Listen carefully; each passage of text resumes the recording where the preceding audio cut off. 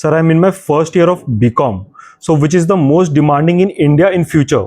CA or CFA?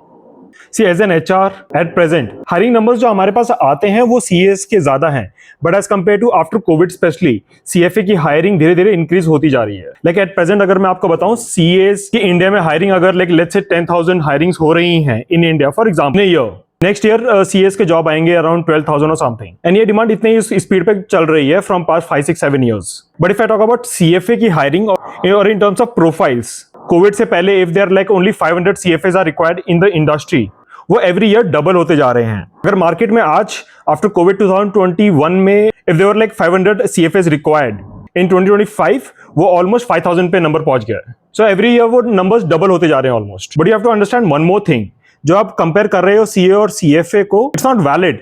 दोनों both of them are different altogether. If you talk about CAs, ये mostly big fours में auditing firms में आपको मिलेंगे, and they work on profiles like auditing, accounting. उनको CFA कभी replace ही नहीं कर सकते हैं that profile.